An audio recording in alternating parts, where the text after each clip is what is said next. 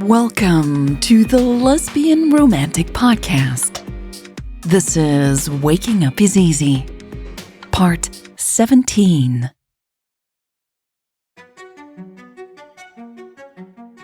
Before I share one last memory that I cherish, perhaps the most special one so far, I'd like to point something out. Going into that apartment, I was lost. I did not know who I was anymore or what I wanted from life, or what the future would or could hold for me. Usha, too, was lost, although she wouldn't describe it in those words. I don't even think she felt lost then, but she was looking for something to hold on to lean on, or someone to hold on to, as she discovered what was next for her in life as well. Okay, please consider this as the context for the coming scene. I mean, the memory I want to share with you. Time to close your eyes again and join me and Usha on the floor in the living room once more. Yes, we're sitting on that old fluffy rug again.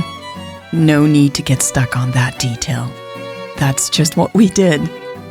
We often sat or lay down on the floor, wearing comfy sweats, no socks. Are you ready for this memory? Let's go into this bubble one more time.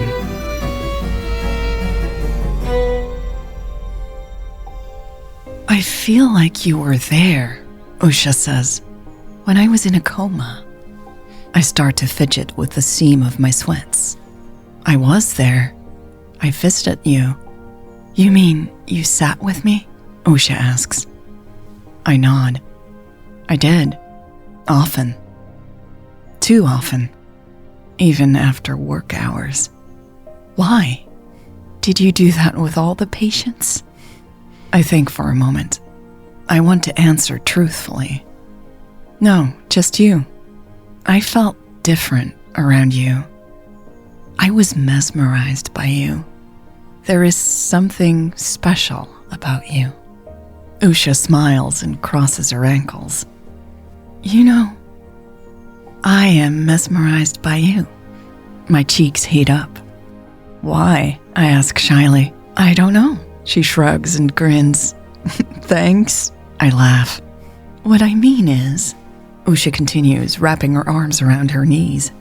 Apart from you being beautiful and, more importantly, fascinating, I feel like I have to be around you. It's not optional. I need you here. That is a good way of describing why I kept going back to you, I say eagerly. I couldn't stop myself, even when I hurt other people because of it. I needed to be with you. Two strangers, Usha says, but then doesn't add anything else. Yes, strangers. I repeat, still a little dizzy from hearing Usha say that she is mesmerized by me. I mean, me. It's just me. I don't think anyone has said anything like that about me ever before. Although you never felt like a stranger, I add. Why is that, you think? Usha asks and holds my gaze. I shrug and search my brain. I honestly don't know, I finally say. There is no logical explanation for it. Most important things have no logical explanation, Usha replies matter-of-factly. I take a moment to let that sink in. After a while, I nod. True. Maybe we don't have to understand. Maybe noticing it is there is enough. I want to do more than notice it, Usha says. She shifts her weight and comes a little closer. I want to listen to it. I want to follow it. Me too, I admit, and immediately feel some weird form of relief. I lean back, resting on my hands and allowing my shoulders to drop. You feel that, don't you? Usha asks. It is late afternoon and the sun will soon disappear below the window. For now, we are both bathed in orange light. I do, I nod. I want to trust this feeling, but I don't know. It's hard to believe that this can be real. How can I feel like I have known you forever? It feels very real to me, Usha says with great intensity. It does to me, I quickly reply. It's all a little crazy. And what are we? Not strangers, but friends? I mean, what are we to each other? I immediately feel silly about using the word friends. Clearly, we are more than friends. I have just spent the entire night and day replaying yesterday's kiss. And that was apparently not even a real kiss. Usha definitely didn't come into the kitchen to kiss me again this morning. Do we need to have a name for it? I think you know a great deal about me. And I don't mean what is in the police file or press articles about the accident. I shrug, uncomfortable. I think you can sense who I am, Usha continues, her eyes pleading. I lose myself in those eyes for a moment before saying, I think I do. No words needed, right? Usha smiles. I don't need words to see you. Smiling back, I say, I do feel seen. A wonderful feeling bubbles up in my chest. It scares me. I quickly look at my feet. What is it? Usha asks. I don't know. I have been a very selfish person in many ways lately, I say, and I don't trust myself yet to not be that selfish if I... Usha moves a little closer to me again. Our arms almost touch. If you want, Katie, what if I become that same person again? Just being here with you is incredibly selfish. Audrey had this safe space for me.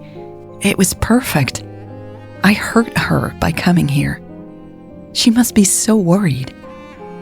Sounds like you might have hurt her, yes, Usha says. But did you ask her to find this safe space for you? I shake my head and pluck at the fabric of the rug. It's very kind of her, Usha continues. You still have a choice, though. You can handle this situation your way. By running away again? I ask, my chest tight. That's what Audrey will say. Do you feel like you've been hiding? Usha asks. I'm quiet for a while, and then start laughing. No, I feel more exposed here than ever. Usha smiles knowingly. You can be different, and I can change too. I frown in confusion. Why would you have to change? I can't stay in this apartment forever or share whatever pops up in my mind, Usha sighs. I know that. I will have to adapt. I will have to find a way back in this world and stop scaring people with what I see. That sounds intense, I say, worried. To be honest, I also feel a little relief. In the last couple of days, Usha's behavior has visibly changed. The first day, I worried she would always have to live at some type of care facility. Now, she sounds more like, you and me. I do feel bad that she has to be more like us to be part of this world. I now miss Usha's riddles and woo-woo statements. I want to help her so that she can still connect to whatever she was connected to in those first days after waking up from her coma. I feel an absurd certainty taking over my mind. I want to be with her, no matter what that looks like. I just want to be around her, no matter what others say or do. I want to surrender to this feeling, however crazy it is. My heart thumps in my ears when I say, I have this intense urge to. This is going to sound insane again, but I feel like I want to, or need to, be with you from now on. I want to be there for you. Usha traces my hand with the tip of her finger before she replies. I like that. What would being together look like? I don't know, I say. Just stick together. Be there for each other, no matter what. See the best in each other. Help each other to become that person. I knew we would do that the moment I saw you. Usha smiles calmly. What? You sound so sure about these things. I sigh, feeling my chest tighten. Aren't you scared? Don't you feel like we have lost our minds? Of course I am scared, Usha says and entwines her fingers with mine. I mean, You might have a husband and 4 kids somewhere. I joke, but I know it's not funny because it might very well be true. Yes, Usha laughs sadly and pats her stomach. Although, I think I'd know. I don't feel like a mom. Or a wife. Yeah, maybe you would know, I say, but I am not sure. Would you run away from me? Usha asks, biting down on her lip. If I had a past like that? I want to say no, but I honestly don't know. I realize that I have reached the limits of what I can do to protect us from the world. It's a miracle to have had these quiet days already. I get it, Usha says before I can even finish my thoughts. It's not that, I say. I was just thinking that we're in this bubble here, and sooner or later, probably sooner, it is going to burst. You might not know this. Oh, I know it's probably absolutely crazy out there. Usha interrupts me. I could tell from what Hope asked me about. Also, this is what happens. I assume the police still want to talk to me. I mean, I'm surprised we were left alone here for so long. Maya is probably doing anything in her power to give us, I smile and correct myself, to give you some space to recover. Plus, I think the police are pretty busy right now with all the I stop myself again. With the bombardment of attention in our town. I want to, Usha says and pauses. I hope we can be there for each other no matter what. I feel like we are meant to live through this together. I'm not sure there is a way back. No, there is no way back. We will have to find a way forward. I sigh. Together. Usha nods and looks through the window. I follow her gaze. There's a pigeon soaring through the sky with the attitude of an eagle. I keep watching the bird as it rapidly climbs and then soars back down. It looks like it's having a blast, and it makes me smile. Look, Usha says, pulling me from my pigeon watching. It's a ring. I look down and see that she has wrapped something around her finger. You're stuck with me, Usha giggles.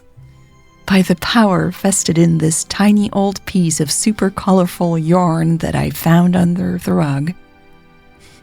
I eye the rug suspiciously. Usha is beaming, though, and trying to tie the piece of yarn around her finger. Let me help, I say and shake my head in amusement. After a few tries, I manage to tie the bright pink and yellow yarn around her finger. There, forever bound, I say and look up. Forever bound, Usha says as she stares into my eyes. And that's how we ended up married that day. Sort of. Now, some of you might find this very romantic. Others might be on high alert. Audrey sure was on high alert once she heard that I had made a pact with a woman whom nobody knew anything about. To be fair, I would have agreed with her if it had been someone else instead of me. There are so many stories about people who get scammed by strangers whom they believe are the loves of their lives, right? You know by now that this was not the case. Well, not entirely. I'm sure many people would say Usha was a scam after all. I have mentioned that before. You already know about this from other media. I guess we have really reached the limits of our bubble. And yet, Usha and I are still here. We're still holding on to each other. And it's been a while now. That has to mean something, right?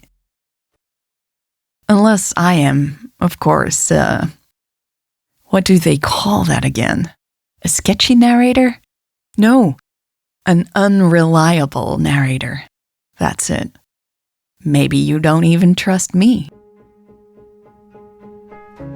In these last episodes, I've tried to share the depth of the connection Usha and I had immediately. I've tried to show you what it was like for us to know we belonged together, without knowing who we were or what we wanted from life. We just wanted each other. In the next episode, I am going to share some things that have never been confirmed to the general public. Sure, there were rumors, some crazy theories, but it is time you find out for sure. Find out what? You know I can't share right now. You won't come back if I do. Let's just say Ellie Harkin was having a very bad day, and her girlfriend even more so.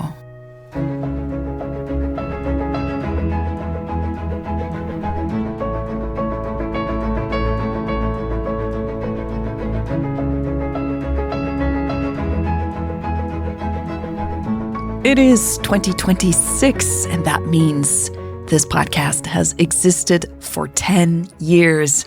Yes, a whole decade. And I'd like to thank everyone who has listened to my work in the past 10 years. And of course, especially the people who have stuck around with me for so many years and who have supported the podcast, making it possible to keep going for such a long time. So thank you to all the fellow romantics around the world. Hope to see you soon again on this free feed.